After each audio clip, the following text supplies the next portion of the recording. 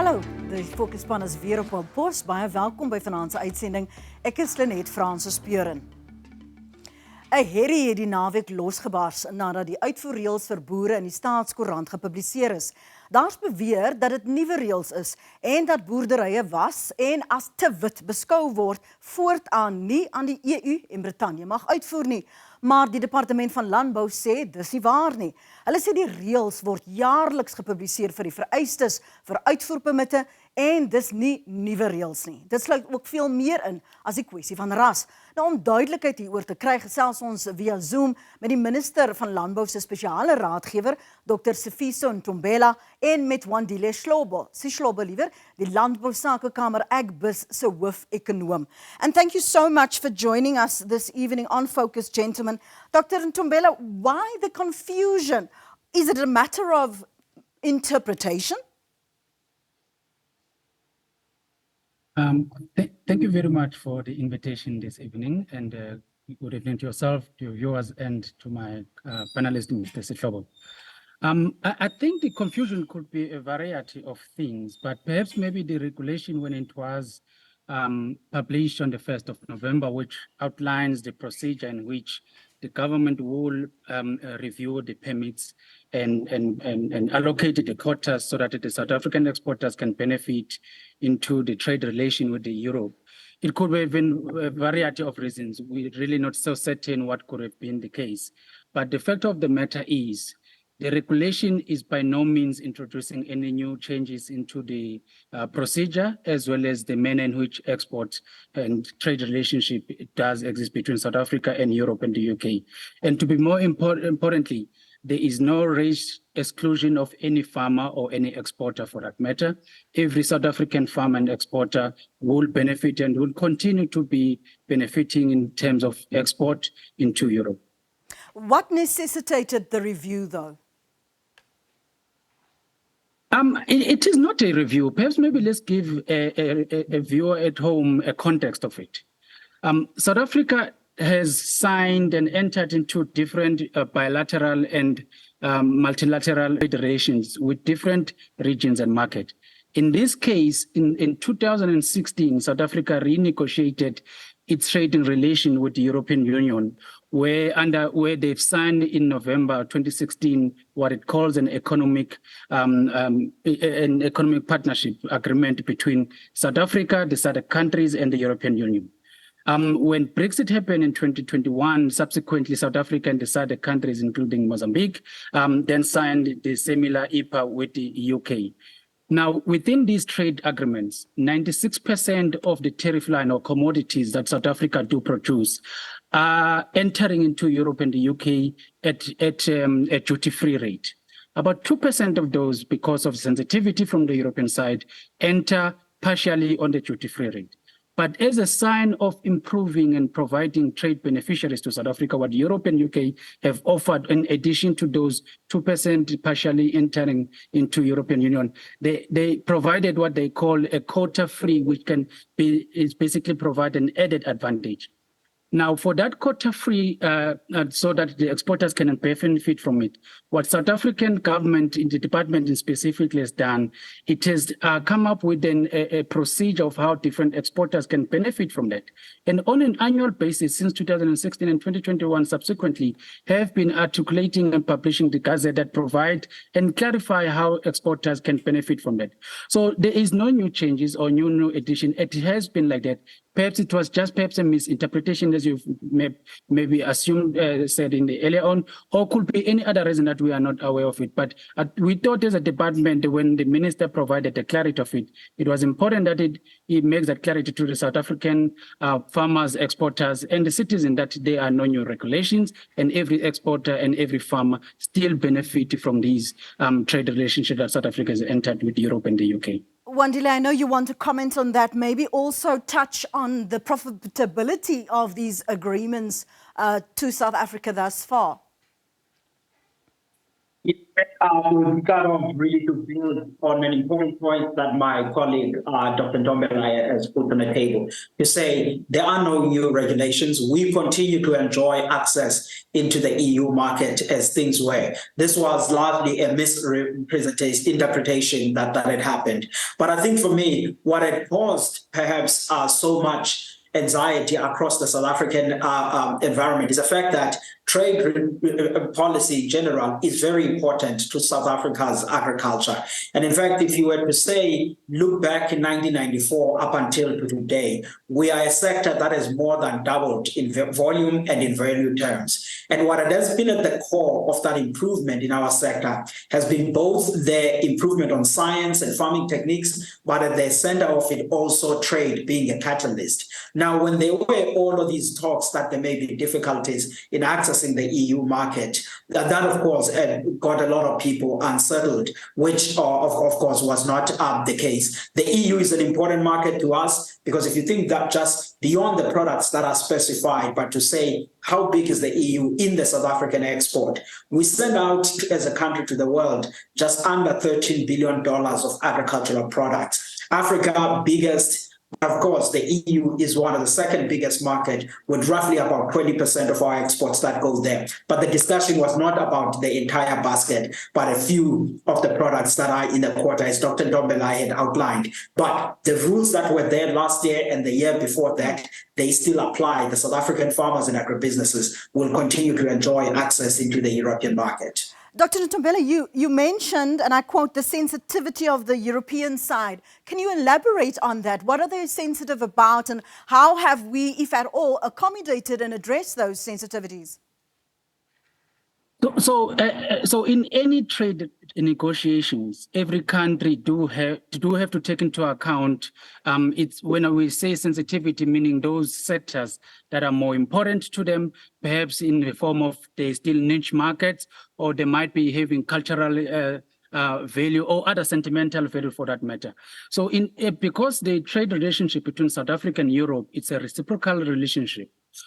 Equally, also South Africa do have some of those sensitive markets. One of those, for example, where we provide what we call geographical indicators, like the rooibos as one of those commodities, as well as recently what we know now the Karoo lamb, which is one of those products that perhaps South Africa pride themselves as a special commodity that is produced in a specialized area that cannot be found anywhere in the country or in the world for that matter. Equally, like Europe, for example, do have some of those products where perhaps their farmers feel it's an important product for their local development and also for the protection of their local industries. So where that kind of sectors exist, you then find a situation where the countries will develop what it called a sector list, where it can openly offer open trade agreement or open trade access into those commodities, where on certain commodities the country will feel like this one is more important to us. We might feel that we need to protect it for that matter. One of the key things that usually get to be taken into account as well when the different countries formulate what they call a sensitive list or not a non-sensitive list is also to take to account developmental issues. It could be an industry that is still in an infant stage. Like, for example, in South Africa, we know that recently we have identified the great potential around the cannabis and the hemp industries. And it's one of those industries that could easily be considered as those sensitive industry that needs to be protected because it's still at the mushrooming stage that needs to be guided and ensure that it develops the domestic market. So these are principles that tends to be applied across different trade negotiations as different countries negotiate with one another.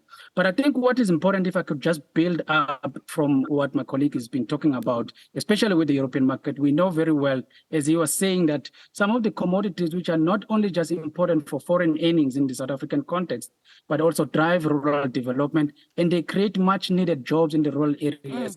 Are the fruit industry and the wine, which are really benefiting greatly accessing into the European market. But we have seen also in the recent terms some of the commodities in the wool, like the mohair industry, and other commodities in the processed fruit, where South Africa is starting to have a competitive edge. Yes. And it want to see its export and the footprint being increased both in the European market, but also in the Asian market. And I think my colleague can talk very greatly in some of the great work as the leader of the business. They've been engaged also in terms of the breeds and expanding South Africa's access into the international After the markets. break, I'm going to touch on those Asian markets, the new markets, but also the demands that they make and the expectations they have from South Africa. Net hierna praat ons verder. Bly by ons, as nog baie vrae. Ons praat onder meer oor die stand van transformasie in die landbousektor, maar natuurlik ook die uitdagings binne die sektor en die ekonomiese uitdagings vir Suid-Afrika. Bly by ons.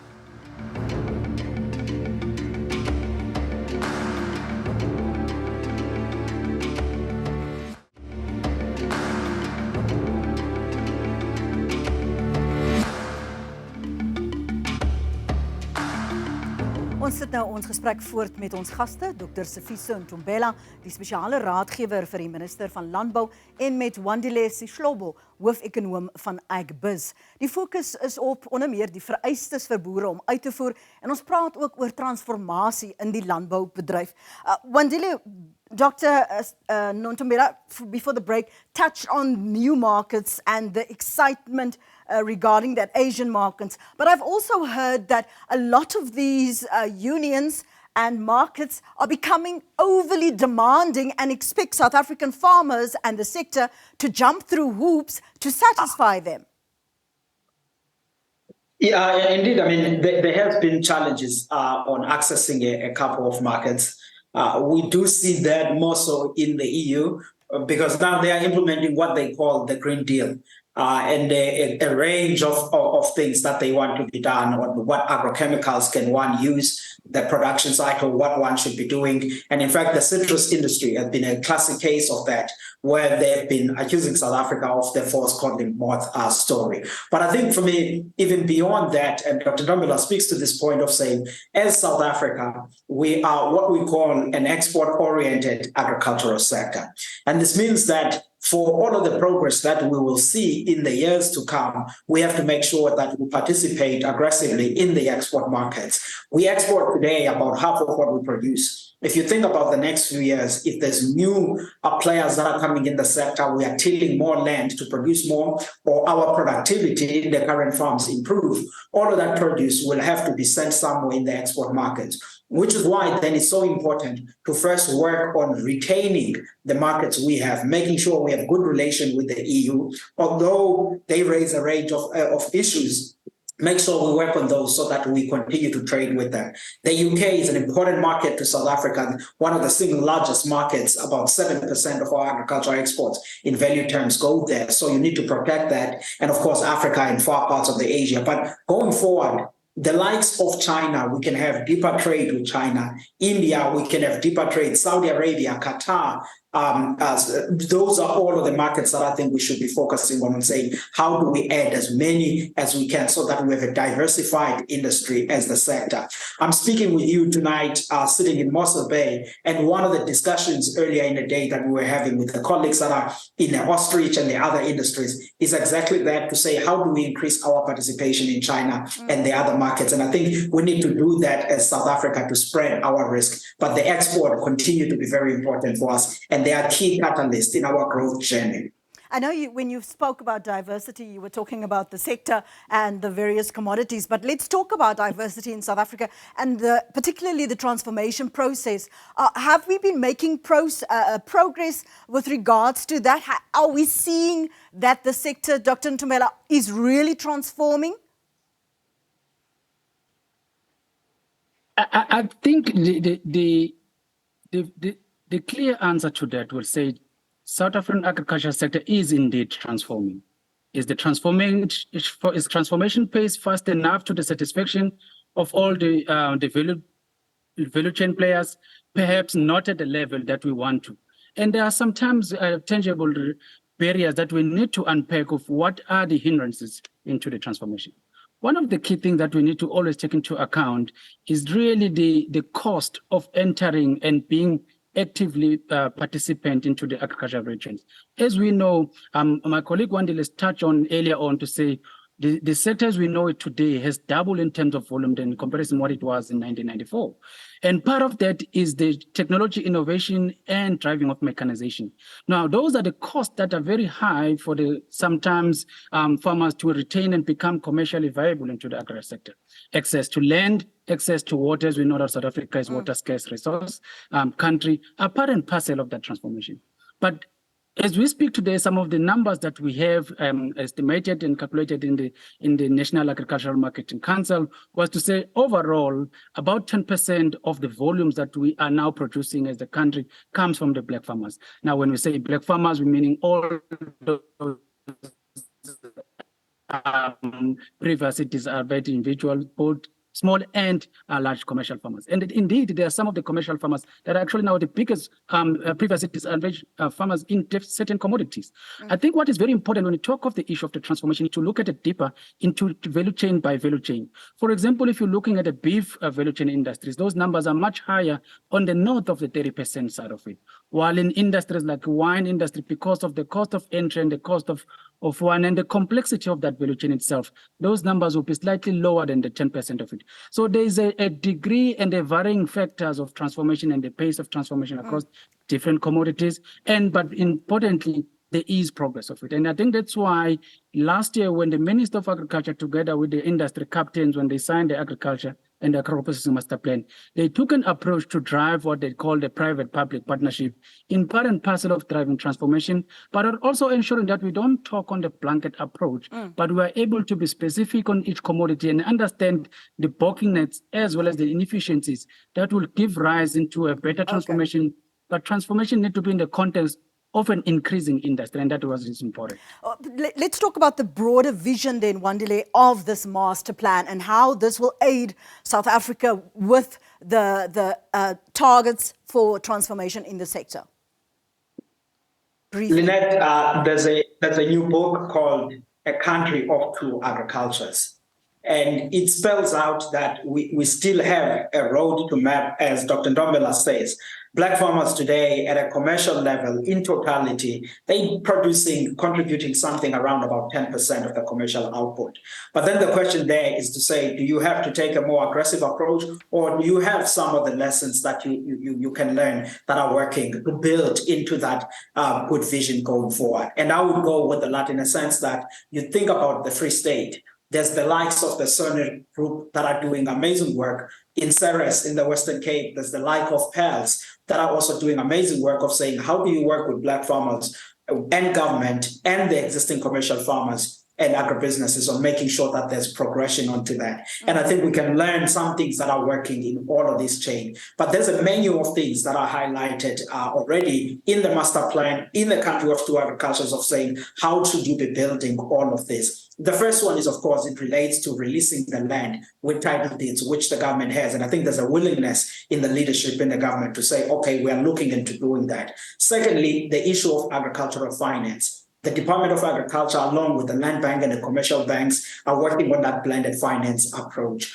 But we also have to think about the incubation of passing on the skills on the new beneficiaries that will be coming into the sector. And even those land reform beneficiaries have a clear criteria of how we select them. And I think infrastructure is part and parcel of that, but thinking about these things and the others that I don't mention in here, they all point to a sector that is exciting and is growing. In our numbers, together with the department and Dr. Ntombela and BFEP, we all believe as agricultural economists in South Africa that this sector could expand by anything between 15 to 30% over the next decade if we do all things right about the financing, releasing of the land, infrastructure, access to markets. And there's a roadmap to do that, and it's clearly calculated and articulated in a master plan. What we'll do is we'll wrap in our third segment and we'll touch about going forward. Thank you so much for your thoughts, Wandile.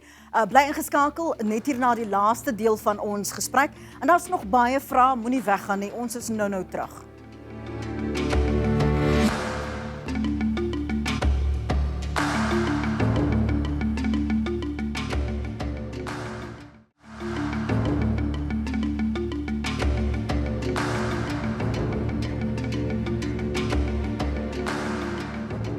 In die laaste deel van ons gesprek oor uitvoerpermitte vir boere, praat ons ook oor transformasie, die volhoubaarheid van die sektor en voedselsekerheid, gegee die invloed van klimaatsverandering en ekonomiese uitdagings. Ons gaste is Dr. Sifiso Ntombela en Wandile Sihlobo. And I want us to focus, gentlemen, on going forward, because we do have a lot of challenges. We started off talking about permits, but without partnerships, we cannot succeed, we cannot go forward. Dr. Ntombela, how do we approach this, given the challenges that we face with climate change and the economic challenges in South Africa? You've touched it right in the nucleus of it, partnerships. And these partnerships must be based on mutual vision that is shared by both the private sector, the government, and within the private sector, those that are emerging and those that are established. I mean, if we start with some of the challenges that are facing the country, as we were speaking, as you can see, I'm on my road this evening, just coming from the engagement with our industry captain in the egg industry. And part and parcel of the first areas that we need to drive those partnerships is to deal with the biosecurity challenges that are facing the animal industry into the country, and ensure that we look at the mechanism of learning between the private sector and the government on the skills and the resources that can be able to deal with the issue of the vaccination, as well as the issue of strengthening the control of animal movement and the biosecurity, so that we can drive the animal industry, which is the biggest livestock, which is the biggest contributing to the agri sector. That's the first area. The second area, I think, going forward, which we know very well, the South African farmers are very much dependent on the credit so that they can finance the production imports, finance the production activities. My colleague Wandile earlier on spoke about the plan and finance. And it's to then see how, because we have seen the benefit of it, especially in the poultry industry, where government has partnered with the IDs and the land bank in piloting the plan and finance. Now, going forward, we want to upscale that together with the commercial banks and the agribusinesses, so that we can have more farmers, both small and large, having access to affordable and patient financing so that they can drive development. The last point I think I just want to mention is really the enabling the infrastructure and ensure that some of the network infrastructure, including the supply of energy, infrastructure on the irrigation system, as we know, some of our export-oriented commodities like fruits are largely dependent on the irrigation. These are some of the areas that I think partnership and sharing of the resources and information will be critical going forward. Wandile, your closing thoughts on this going forward. Unfortunately, our time is almost up for this evening, but I really want to know, because you are literally there in the field like Dr. Ntombela is on the road. The key conversation that is happening in rural South Africa today is that this is a sector that has a potential for further growth. We need government, we need community, we need business, all having a shared vision and dealing with infrastructure constraints, other aspects that Dr. Ntombela has already resolved, all of this being done collectively. And these partnerships, not to end in conversations in Pretoria, but to go at a regional, municipal level, because that's where economy is. Economy is practical, not only just what we will be able to talk in Pretoria. And people care about this sector, and they care about the country, and they want to see some bit of improvement. And that is what we should be seized with as South Africans. So are you optimistic with what's been happening within not only South Africa, but with all these trade agreements, Wandile? South African farmers are very resilient, and these trade agreements has been miscommunication. And I do think that we are all should be driving the South Africa Inc. products into the world market, diversifying as much as we can. And I remain optimistic on that we will continue to grow this sector. Dr. Ntombela, Wandile, I know you guys are very busy. Thank you so much for your time and the clarification on our show tonight. We really appreciate those insights and a bigger conversation that needs to be had. Thank you so much for joining us. Ongelukkig is dit al vir vanaand. Onthou, al die Fokus-uitsendings is steeds op YouTube beskikbaar. Volgende week Vrydag aand is die Fokusband terug. Onthou, Fokus is ook kykstof wat saak maak en jy kan ons steeds kry op DTT. Die SABC nuuskanaal op DTT, Lehai, is nou ook beskikbaar op SABC+. Jy kan die webwerf besoek. Dit is www.sabcplus.com. Ons groet dan tot volgende Vrydag aan. Dankie vir die saamkyk. Ek hoop dit is 'n lekker veilige naweek. Totsiens.